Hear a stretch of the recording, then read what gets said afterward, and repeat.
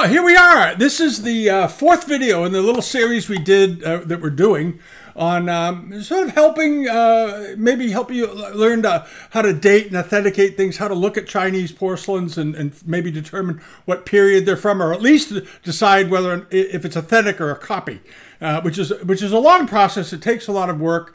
But we did one on fakes and copies initially, then we did one on 19th century porcelains, we did 18th century, and today we're going to talk about Ming ceramics. And it's a tough category to learn. It's a very, very tough category to learn because the simple math of it is that the vast majority, when I say vast majority, I mean 99.9% of all the Ming ceramics that came to the West from China came between around 1800 and 1939, 1940, right up to the beginning of World War II. And a lot of it went into major American museums, major British museums, French museums, and so forth, not including the stuff that was stolen from China during the sacking of the Summer Palace by the British and the French, and not including the Boxer Rebellion thefts and all the other periods where they lost things. But just in general, things that were exported and brought out. All found their ways into museums, and all of them, anything that has a mark on it, of course, is very, very rare. Before I get going, though, I want to recommend two books. And if you're really interested in becoming a collecting in this category and learning how to spot the authentic pieces, the good pieces over the sort of mediocre minyao or commonware pieces, you've got to build a library. And if you're not building a significant library, you're never going to figure it out. It's as simple as that. And I know people say, oh, you can't say never. Yeah, I can. If you do not have a library of good books and you rely solely on internet images and what other people are selling, representing them as authentic in one way or another, you're going to end up with a pile of fakes on your hands. And you're going to be very frustrated and you're going to lose a lot of money. You're going to spend a lot of money and end up with a lot of rubbish. All right. One of the things I wanted to talk about was this book here, Ming Ceramics from the British Museum. And I've talked about it before. I'm going to talk about it any chance I get. If you don't have this book and you're buying Ming ceramics, you're not going to have much luck. This is an expensive book, but it's worth every penny. It was written by Jessica Harrison Hall over 20 years ago, 25, 30 years ago. I bought it when it first came out. It's an absolutely fabulous book. It's got a very extensive write-up in the beginning about what led up to the production of blue and white porcelain, the industrial economy in China at the time, the roles of the people that worked in the kilns and how it was structured, because it was highly industrialized during the Ming Dynasty. What people don't realize is that the organizational aspects of the Qing kilns was by breaking each component of production down into different areas, was not modeled again in the world until pretty much the Industrial Revolution in the 19th century. The Chinese had it figured out 1,000 years before that, and they realized that you have to compartmentalize departments, and everybody has a role to play to come together to produce the final thing. And they talk about it in this book. It's a great book. If you don't have it, I would urge you to get it before you buy any other book out there, or at least get it on your shopping list. It's going to cost you between $900 and $1,300. It is worth every penny. Some guy asked me, well, why should I buy it? I said, if you don't spend $1,000 on this book, you're going to spend $20,000 on fakes before you realize you bought all fakes. That's the deal with it. And even the book alone won't get you there, but it'll give you a foundation. All right. The other book is this, Ming Official Wares. And that many of you have seen this book before. You've probably thought, maybe I should buy it, maybe I shouldn't. It was done in 5 volumes. This was the one they did on Ming. They did another one on Qing. And it's extremely well written. It has line drawings of official shapes and forms. We talk a lot about shapes and styles, what shapes they did do, what shapes they didn't do. This is a book that will tell you about that. They talk about colors. He talks, like Jessica Harrison Hall does, about where they sourced the clay, because there were several mountains around Qing where the kilns all were, and they would mine the kaolin and the porcelain stone out of those mines and so forth. And they talk about that. And these are all things you need to know. This is what's so interesting. And where they source cobalt, how they got cobalt. They got some cobalt from Persia. They also got some cobalt domestically. And what that meant and what it looks like.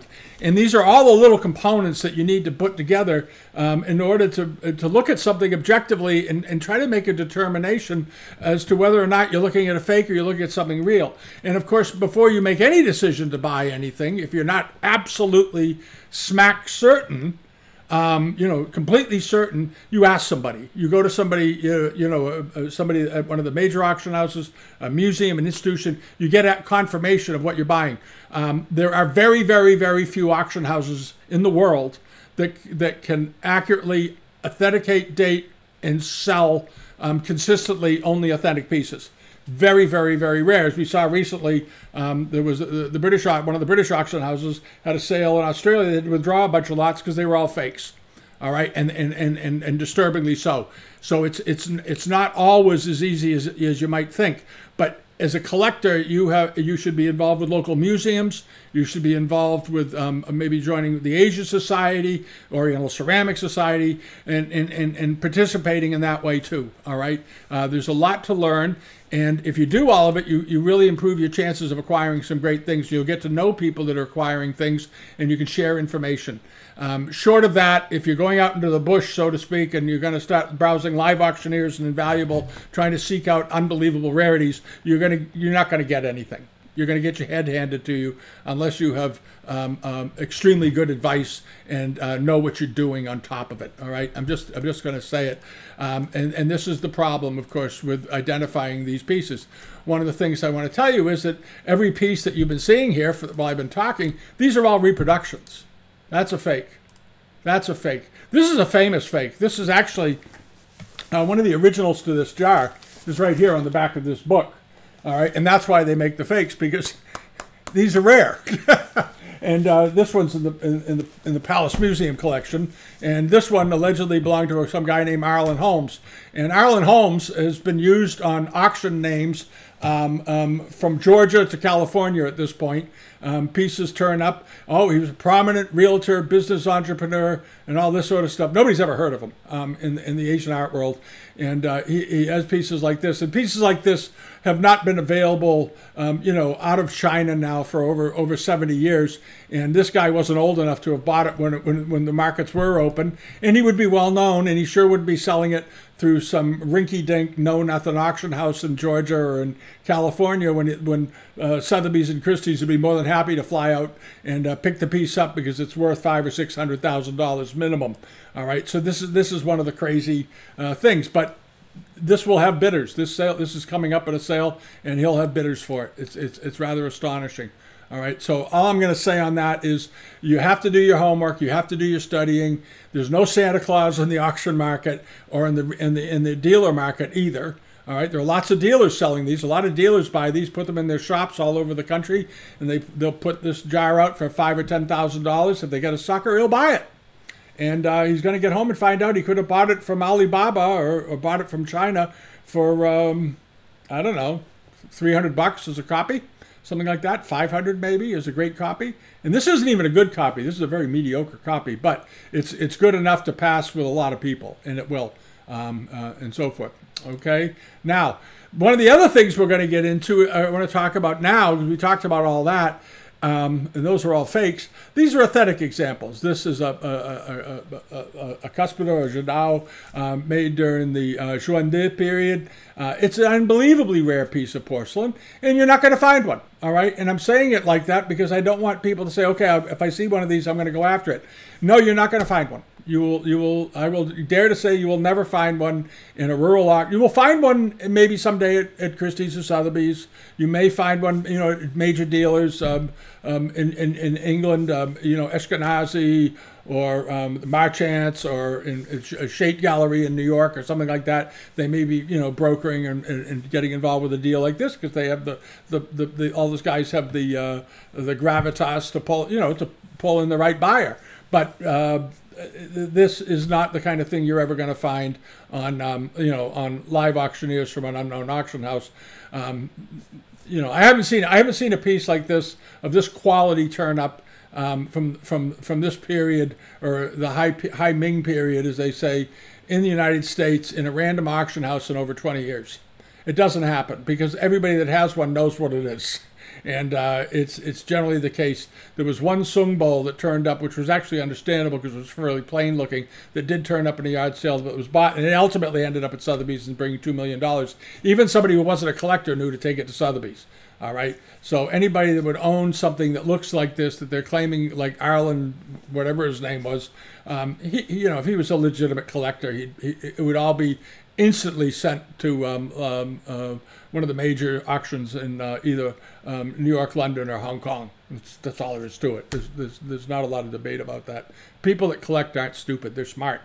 All right, but then you do have Ming examples like these. These are Minyao that were produced during the 16th century. These were recently in an auction. I thought they were very, very nice. I talked about them in the weekly video. And they ended up selling, the two of them ended up selling together for a couple of $1,000, few $1,000. Not a lot of money, but they're completely legitimate. Here's a picture of the bottom of them. And what's really interesting on this one, it has the wax seal mark, which gave it permission to be exported.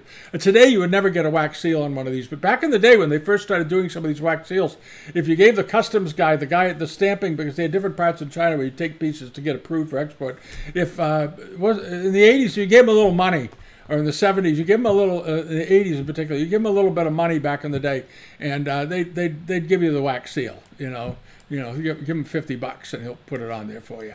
Not all of them, but some of them, and it happened a lot. Nowadays it doesn't happen because they've imposed big penalties if you do it. And this is the picture of another example over here. It looks fine, but two very different types, and not made at wildly different periods, all within 50, 100 years of each other. But they're very similar, very, very dissimilar feet on them. And then you have pieces like this. This was a piece that we had. It had belonged to the late Crosby Forbes, the curator of the Peabody Essex Museum China Trade Collection. When he died, I bought it and went to his sale, and he had this. This was a very, very big plate. There's a playing card at the bottom, which is 5 inches or so tall. This was a 25 or 6 inch plate done in Swato. I loved it. I just always liked it. I had seen it in his house and so forth, and eventually it got damaged, and we had to get it fixed, but it was a wonderful example. Here's the picture of the bottom of it. Nice. No, wait a minute. This one wasn't the damaged one. This one wasn't damaged. The other one was. He had two of them. I bought both of them. One of them was damaged, one of them wasn't. This one was okay. And here's a picture of the bottom of it. Very typical Swato ware. Very, very typical, gritty, grimy, dirty, and so forth, because these were made toward the end of the Ming, very end. And you'll find that Wan Li pieces made at the end of the latter part of the Wan Li period, done like this, were nowhere near as fine as some other examples that were made beforehand. And we'll go through and look at some of them, because there were some wildly different, there's a big disparity between certain Ming pieces and other Ming pieces. Some of them are very rare and valuable. Some of them are very common and not so valuable. All right, and you can find the former more often, the latter more often than you can find the former. There is this. This is also a Wan Li piece. This is early Wan Li. This is the other side of the Wan Li equation. This was the sort of more toward the beginning of the Wan Li period. They did extremely fine work. Notice the very, very white bottom. Mark and period, though, too, of course. And here's the front of it, meticulously painted, nice decoration, no dirt, no corrosion, no crud on it. It looks absolutely fine. This is in the British Museum. It's a very, very rare type. But on these, you want to look at the colors. You want to look at the enamels. And if you see a plate with this mark, and it's not in one of the top 6 auction houses of the world, or one of the top, dealers in the world, it's going to be a copy. This is all there is to it. All right, so if you see this coming up at some auction house in South Bend, Indiana, the chances are extremely remote that it's authentic. Like extremely remote meaning 99.99999% chance that it's a fake. Okay, 99.999%. All right, it's almost impossible. All right, here is another one. This is another, I believe this is also a Wan Li type. No, it's Jiajing, excuse me, just before Wan Li. They did some that were very similar. And here's the bottom of it. You'll notice, I'll start here.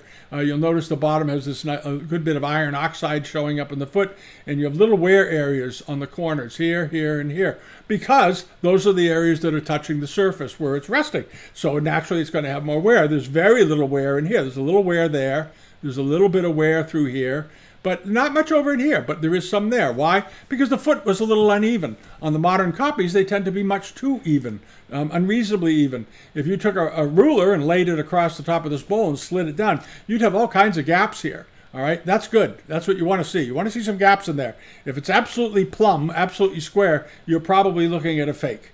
All right, but this is a very, very nice bowl, extremely rare. You're going to find them in museums and in major private collections. Simple as that. The same thing goes for this. This is a Wanli fish, planter, rather, not a fish bowl. They call them fish bowl sometimes, but I think they're really used more often as planters, more reliably. But anyway, here's the mark up here, just under the rim, and you have this very, very lovely, warm egg yolk yellow.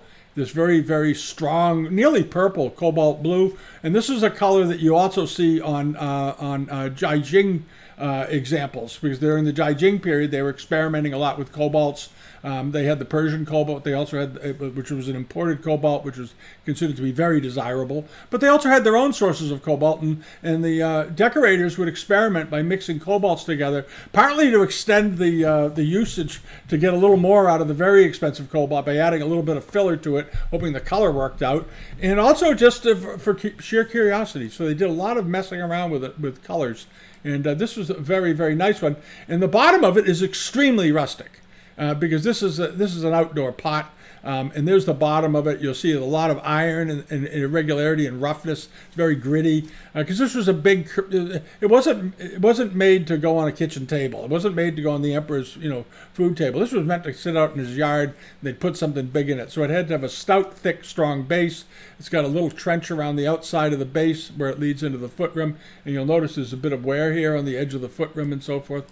And this one had a crack on the bottom, which they filled, thankfully. Otherwise, this crack would have probably split the thing in half by now. And over here, you have this. There, you have this little trench here, and then the foot is there. All right. And this is a wonderful example, extremely rare example. All right. This is an extremely rare example. This is a very rare Xuande, again, with the lotus stem and pod top on it. These are unbelievably rare. I think this one is in the British Museum, as I recall. There's a handful of these in the world. A handful. And they're all in institutions except maybe for two or one, which is in a private collection. And if it ever comes to market, if it's not donated to a museum, it'll be in a major auction house, either in New York or probably Hong Kong. I suspect Hong Kong is where Christie's or Sotheby's would sell this. But this is a multi-million-dollar pot, beautifully made, still has its lid. It's in remarkable condition, and the copies of these are all over the place. And here's the bottom of it. You have this very nice trench foot running around or trough form foot running around the outside. Same kind of foot you see later on Kangxi pieces. This is where the Kangxi potters got the idea, by the way. They copied what they had been done during the Xuande period and during this early time. There's the mark. All right. If the mark is drawn correctly, it doesn't mean it's authentic. I've had a couple of people say, well, it has to be authentic. The mark is perfect. Anybody can put a mark on it. They used to screw the marks up. In the late 19th century, pretty reliably, they didn't get the marks right, especially on Qinlong, Yongchen, and Kangxi wares. If they put the mark on, they always made a mistake, or they used the 4-character Kangxi mark instead of the 6, or instead of using the seal, they used the script, and they got the script wrong, or they got the seal wrong. There was always a mistake, but today they've ironed all those issues out. So a properly done, because in a number of books that were written prior to about 1970, they would say, well, if the mark is drawn correctly, you may be in good shape. That is not the case anymore. That's non-operational anymore. And especially if the book was written in the 1920s or in the 1930s. A lot of what was written in those books has been shown to be very unreliable because of further scientific research and kiln excavations and studies and so forth. Hobson, he wrote a number of books. There's a lot of misinformation in Hobson's books. A lot of the information is good, but at the time he was working with what was known. Is the point. And a lot of things that were thought to be Sung, they now know are Ming, and on and on and on. Things they thought were we now know are transitional period or late Ming, they for a long time thought were early Kangxi period, because research has gone on, academics have gone to work.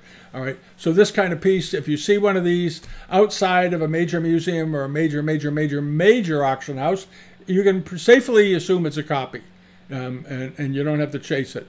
All right. The other test is also if it doesn't sell for a huge amount of money, it's absolutely, it's sort of confirmation that it's a copy, right? Because people like to think they've discovered things on the internet that nobody has seen. That doesn't happen really much. Occasionally, I'll see something that's misidentified as being made from this material. They'll say, well, it's wooden, and it turns out it's bamboo and it's old. That kind of thing can happen, sure. But I've been at it for 45 years, so yeah, I have a higher probability of finding something that is maybe misidentified and is undervalued. And it doesn't happen often. It doesn't happen often. And I know other people have been in the trade a long time. It doesn't happen to them often. And they look more than you do. They look more than most people do. A good dealer sees more stuff in a week than the average collector sees in 10 months. That's simply reality. All right, so I guess I'm overemphasizing a little bit the odds and percentages and likelihoods. The likelihoods are extremely thin when you get into the Ming Dynasty, especially for marked pieces. Unbelievably thin, almost not measurable. All right. Now this was a jar that we had. It's a Wanli jar that we sold out of a collection a number of years ago. A wonderful, wonderful piece, and it was actually bought by a Chinese government official as a wedding gift for his daughter. And it's a wonderful, wonderful looking pot. I love the bird on it. I've seen this pattern before, and it was worth around $25,000 or so at the time. Just a very, very sweet example. All right, and then this was a Ming jar that we sold. Very typical type, a type that you can find, but they are starting to make copies of them. But this isn't a copy. This was one we sold a few years ago. Beautifully done, came out of a good collection. Love the lotus flowers, good shading in the colors, nicely potted, and so forth. And it had its lid. And the lids you'll see on these on Ming jars often don't fit terribly well.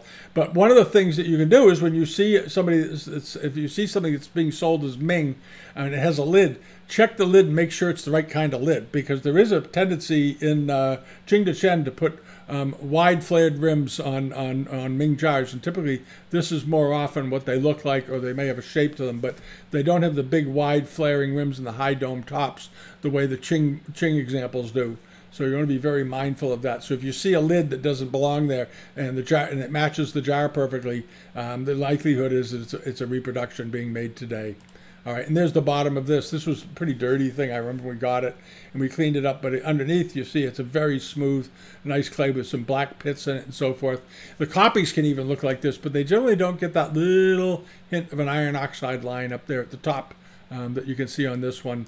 And this patterning here toward the center where they had the hump of clay when they pulled the pot, you end up with this mark here. All right, and then this is a very, very rare dish. I'm not going to go into too much because there are so few of these around. This is one we sold a number of years ago. And the difficulty with these are identifying them because there's not a lot to look at. There's not a lot of color. There's not a lot of decoration. It's a lotus decoration. There's a few gaps here, which is some of the things you want to look for. You see these little iron oxide areas leaching through. But if there's no gap on it, you're not going to get that. But there is a decided bluish tinge to the paste, the mark, and so forth. And this one had as I recall, this one had a chip and a hairline in it, and it was still $50,000-$60,000, something like that. But at any rate, this is a very nice example. But it's not something they reproduce a lot because everybody knows that it's very, very unlikely to be authentic because they're rare. These they're starting to make copies of. This is a later Ming jar, 16th century jar with the vine and peony pattern on it. Very nicely done. Very, very pretty jar. Not an expensive jar though. So, this was a good sized one. It was probably worth around $3,000 or $4,000 at the time. It was 16 or 18 inches tall. It was pretty big. We sold. Here's a picture of the bottom of it. Looks absolutely fine, and you'll notice it's got the same pits and doodads sticking out into the bottom that the copies have, because the copyists know to put them in there. And if you go back to those pictures, if you look back at the beginning of this video when we were talking about the bottoms, you'll see ones that look just like this, but the decoration on the body doesn't look like this one. All right, it doesn't have the tone, it doesn't have the nice little sweep of the neck. It doesn't have the heft to it. But you have to look at a lot of them. You just can't look at a couple of them and say, okay, it is or it isn't. Because you have other varieties. You have this one. This is one that I've owned for many years. I bought it. It was in an antique shop in Nantucket. It was a table lamp. It's quite a large jar. It's a guan.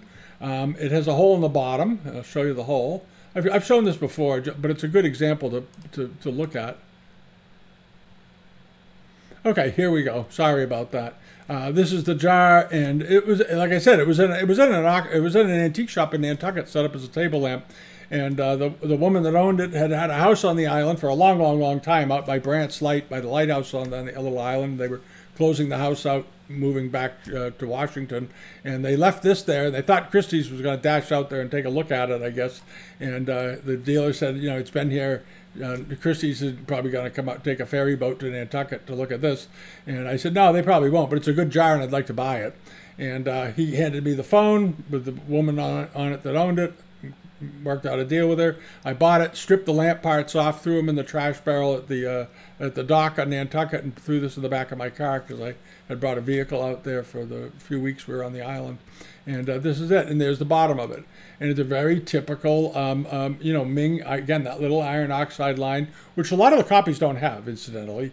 But the Ming examples, the Wan Li examples, like the little jar that had the mark that we sold had, this one had it, that very, very fine little iron oxide line you see on these. But the bottom of it was pretty clean. You know, they did a good job cleaning up the bottom of it. There's a couple of scrapes here and there. There's some pock marks. But the color, the paste, and all that looks absolutely fine.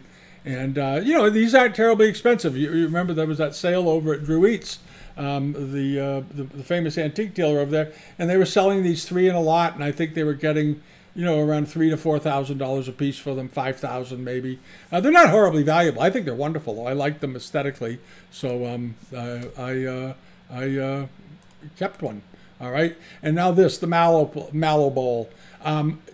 These are among the rarest of the rare of the rare. And if you see one of these anywhere outside of a major auction house or museum, it's fake.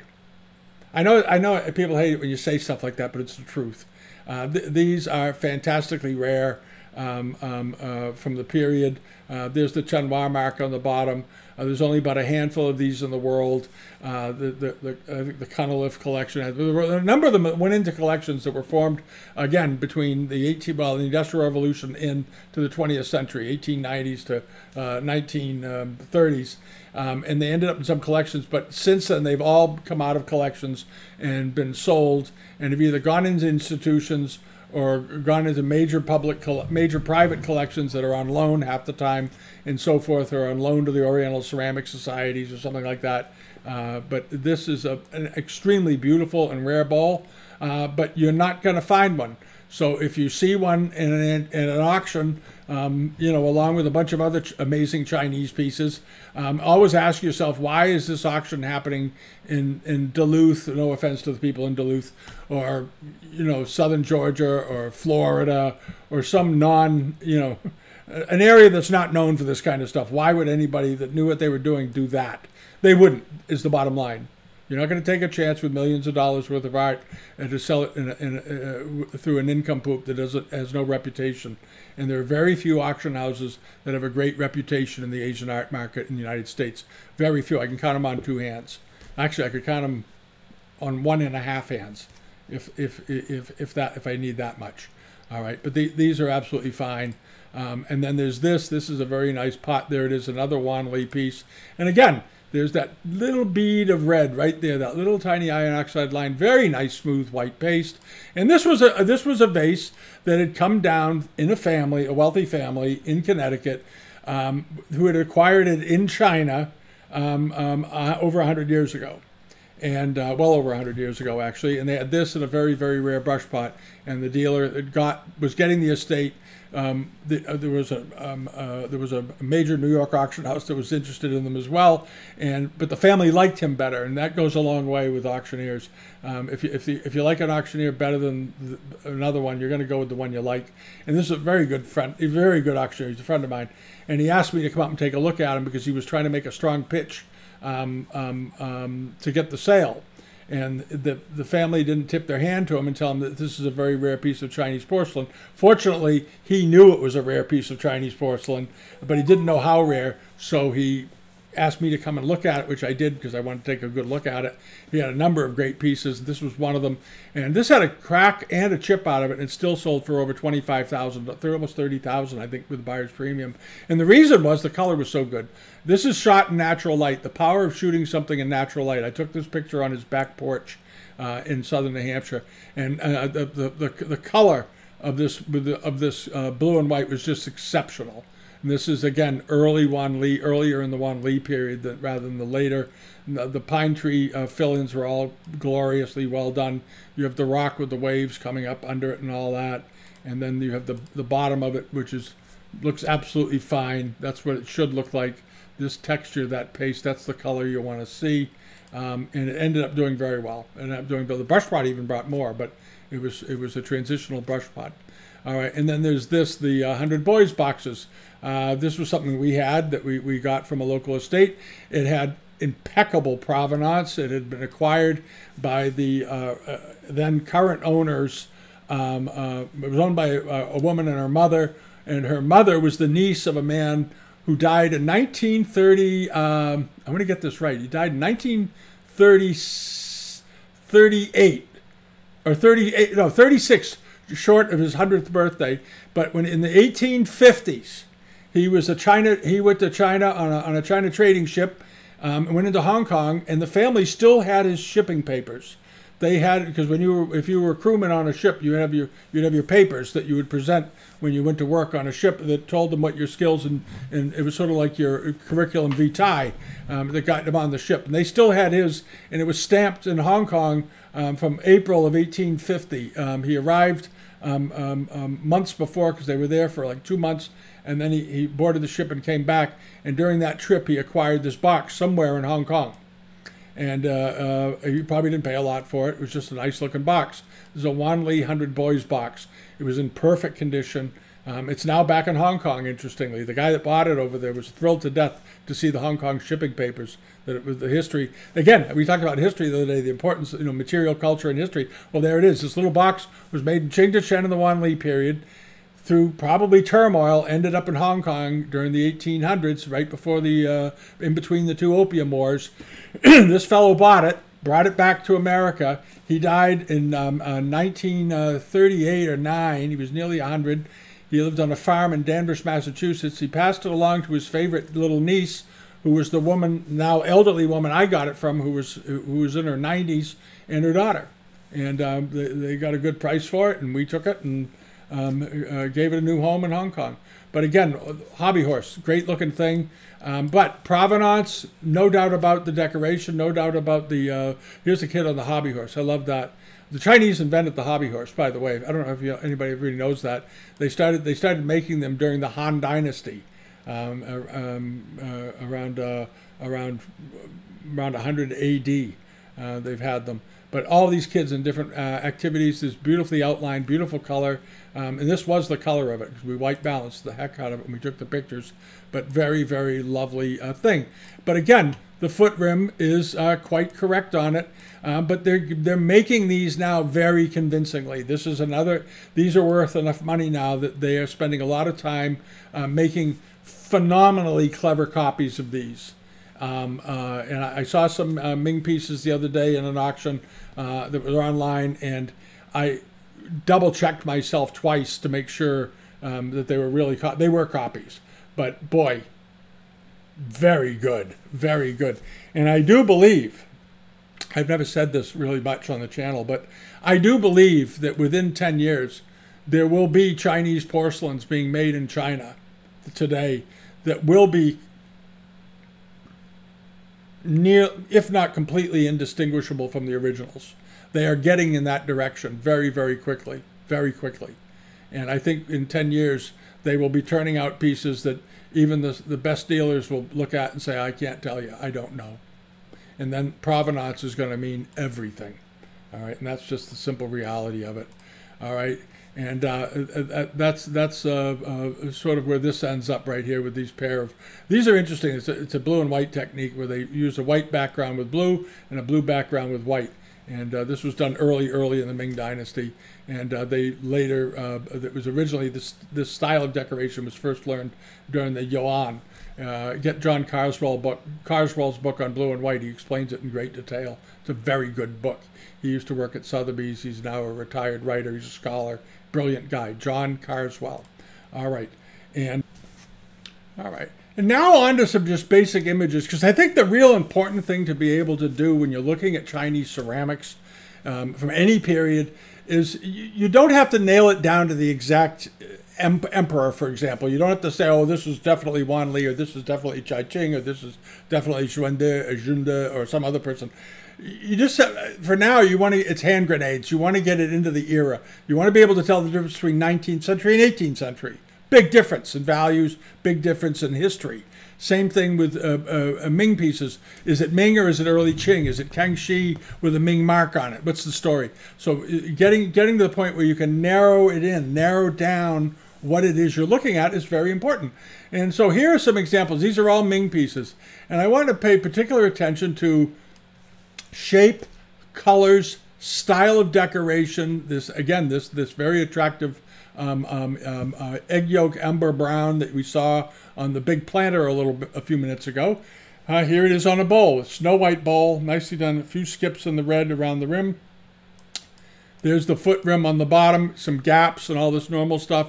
And notice there's a little crack in the foot. All this. Ignore the marks. The marks are the last thing you ever want to look at on a piece of porcelain. The marks are if you're down to thinking the mark is the deciding point, then you don't know whether it's old or not. That's all there is to it. If you use a mark in any way to date a piece of porcelain, you're not sure what you're looking at, because you shouldn't need the mark. The mark can be a happy confirmation of a decision you've already made. So if you see a bowl and it says, you believe it to be it looks like Wan Li to me, and you flip it over and it's Wan Li, then yeah, okay. If you know it's Wan Li and it's got a Wan Li mark, that's good. Or a Kangxi mark, or a Daoguan mark. But first you have to date the piece and then see if the mark makes sense, because more often than not, you're going to find pieces that have out of period marks. Ming Dynasty, you find Qianhua marks on things all the time, and Jiajing marks. Even Japanese Arita wares are loaded with Qianhua marks and Chinese marks. They're not Chinese. They still get sold as Chinese occasionally. I've seen it on live auctioneers, again, by people that don't know what they're doing. But this is how misinformation gets out there, and that's why you need books. Because if you look at enough blue and white Arita pieces, you're going to think they were all made in China, because they've all got Qianhua marks on them. So it's very, very important to learn. All right, and here you have this one here, a very lovely Iron Dragon cup. Notice the color of the red on the dragon, the slight purplish. It's almost a purplish green tone to the blue, and under here it's even bluer because the light now is coming directly onto it. And there's the foot rim. Okay. And then hopping along over to this, we have this nice looking, melon jar again, all three of them, as just a reminder. There's that slotted foot that you'd now see on Kangxi pieces, but this is not a piece you're ever going to find. This is a Jiajing mark and period bowl. I had this years ago. I picked it up at a sale in New York, actually. I got this from Doyle Gallery. Very, very attractive bowl, beautifully decorated. Nice shape to it. The foot is absolutely right. And so far, they've not made many copies of these, though I'm sure they will eventually, because they're fairly valuable these days. I bought this one probably 25 years ago, 30 years ago. All right, and then this is a late, very late Ming, probably Chongzhen period. It could be transitional. I was a little hesitant to use it, but it's close enough. And this was out of a collection that we handled. Very nicely decorated. Nice. Notice the tone of the blues. The shading is very good. The way the flowers are done. And there's the bottom of it. Very typical of mid-century, mid-1600s transitional and Chongzhen and Shenzhou wares. All right, made between around 1630 and 1660. You see these flat bottoms fairly often. And this is nicely trimmed. The problem is today they're making loads of copies of these, so you're going to be super careful. This one, we've already looked at that.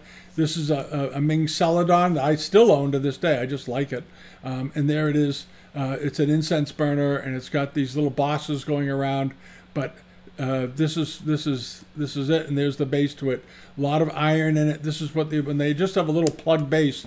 But you'll notice it's concave, so all of the wear is out here on the edge of the foot. There's no wear in the middle at all. And this was picked up at a very good collection, an auction I went to. And the family used to shop at Chait Galleries in New York. But a very nice example, very, very nice example.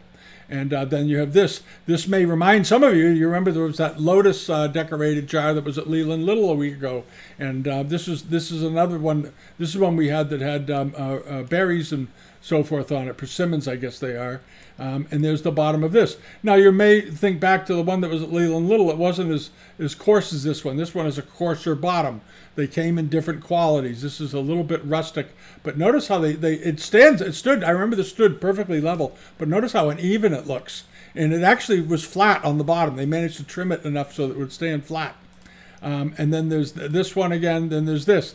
This is a sort of a transitional late Ming example, and it had en-way decoration in the rim, all around here. There was decoration all in this rim. The shock of this plate was that I bought it from an auction in Florida. I didn't read the description very carefully, and because there were no dimensions given. And I assumed it to be, a 10 or 12-inch plate. I liked it. It was late Ming. And I said, well, I'll buy that. This was a 19-inch charger. This was huge, 20 inches. It was very, very big. I got it on a single bid of $100. And that's when I really realized always leaving a bid's a good idea. Now, that was 10 years ago, but still, it's a very, very nice thing. There's the foot rim to it.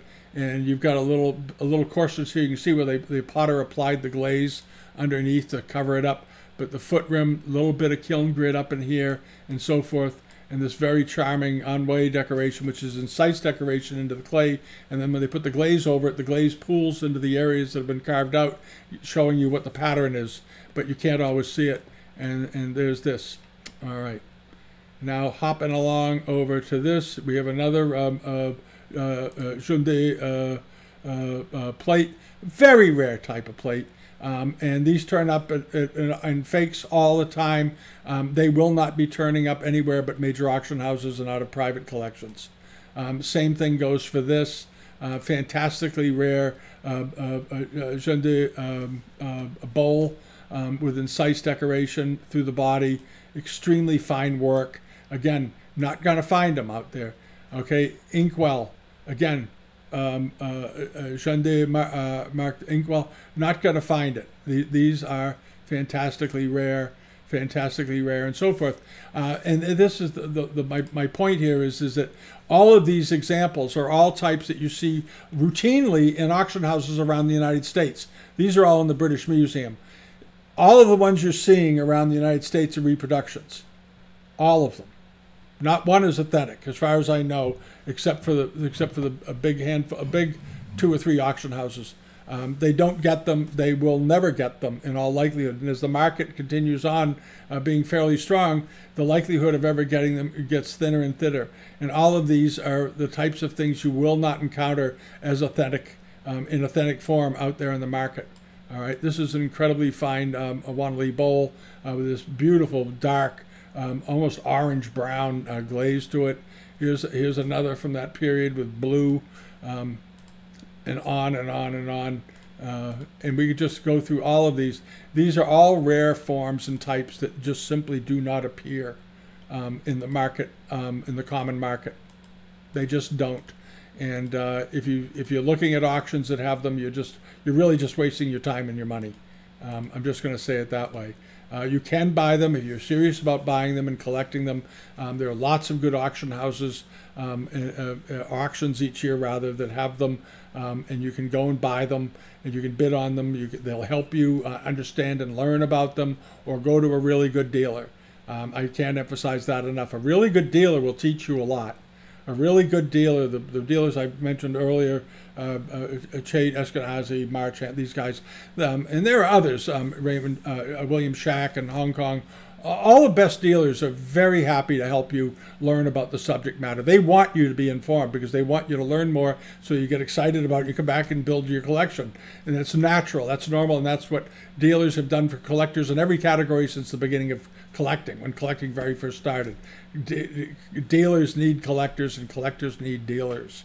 And when the big auction houses around 30 years ago put themselves out there, because for years and years and years, there was always sort of an understanding that the auction houses would wholesale the stuff and the dealers would buy the stuff and make the market from them.